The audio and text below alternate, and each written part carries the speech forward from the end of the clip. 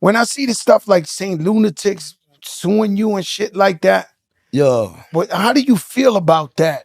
And I think for the most part, they had no. This is a family show. No. This I'm talking about family. Have no problem. That's what I'm talking about. Family. No problem with answering this.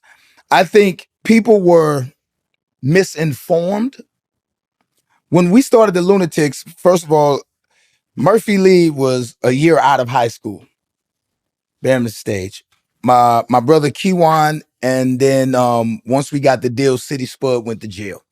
Right? So me and the oldest one, we were the ones more engaged on the business side of things and how things were transpiring. I think everybody else was just happy to be there.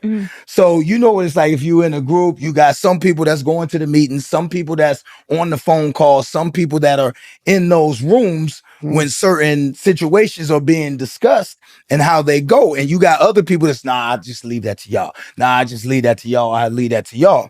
So when the thing came up of how everything got broken down in the beginning, we had a fucked up deal in the beginning.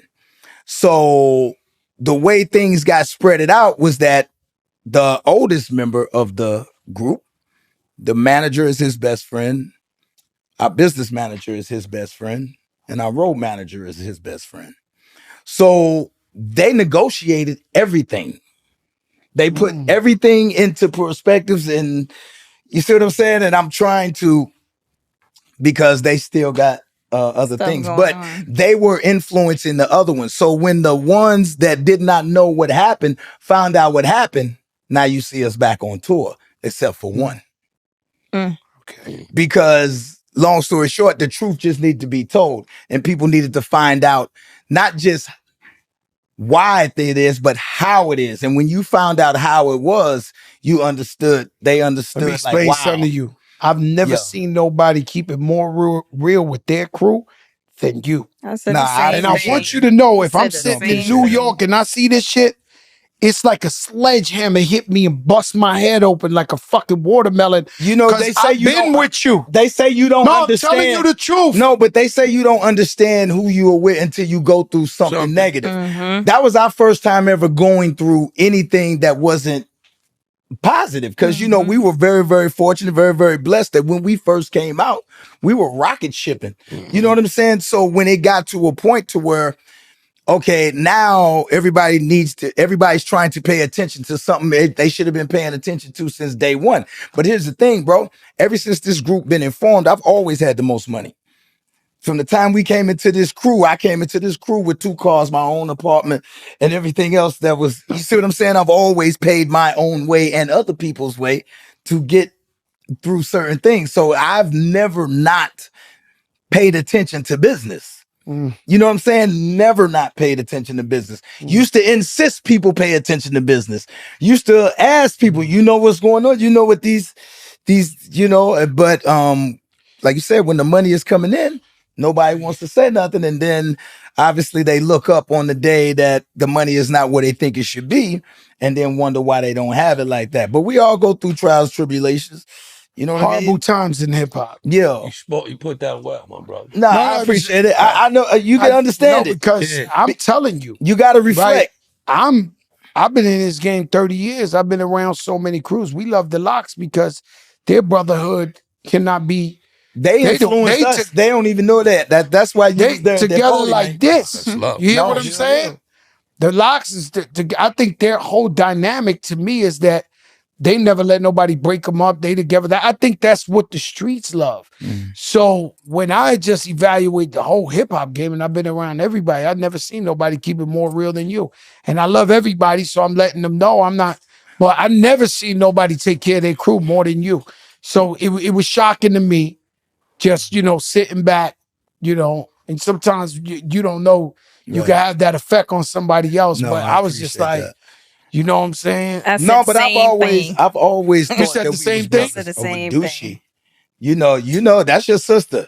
Yeah. You know, she like, what the fuck? I was pissed. I was looking at it, because she can read certain shit. Like, and I said he's the most generous person. Yes. I've ever met when it came to that, the family and that group and the percentages. And I was like, you giving out what? Yeah, You know what so I'm saying? in the beginning, coming off tour, we come off the Nelly tour.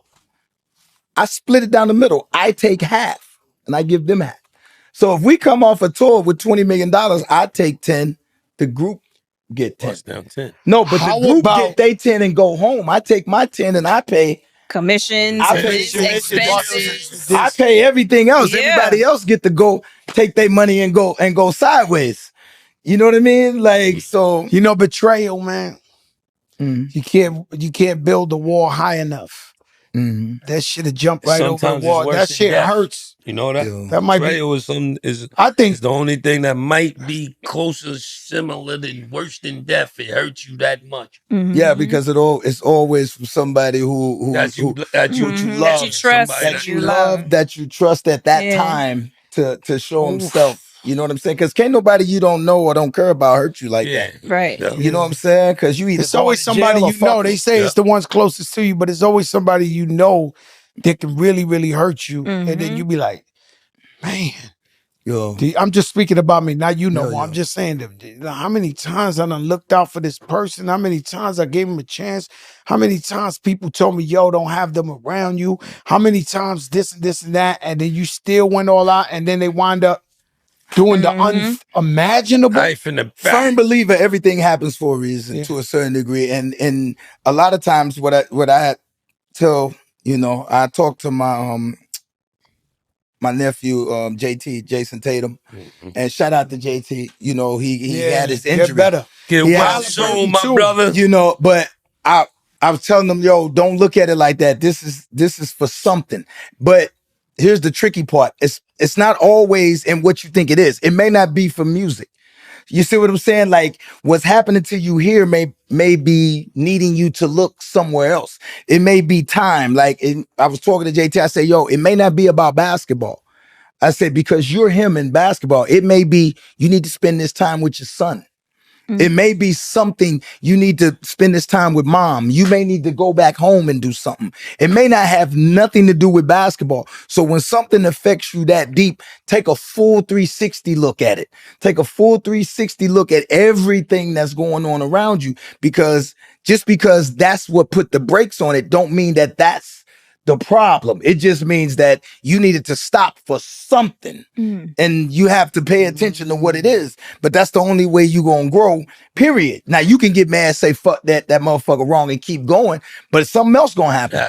I'm telling you, something else gonna happen because you never fixed it. You quote unquote put a Band-Aid on the shit. You never fucking addressed it. You know what I mean? And not to bring it back full circle, but that's why I think me and her are sitting here to this day, because it was always about a full circle look. It was never about, does this person bring more positivity to your life than negative? I don't give a fuck who they are, Joe. I don't give a fuck who they are, Kiss. It could be your mama, your daddy, your auntie, your uncle. It could be your fucking kids. Does that person bring more positivity to your life than negative? And if it's not,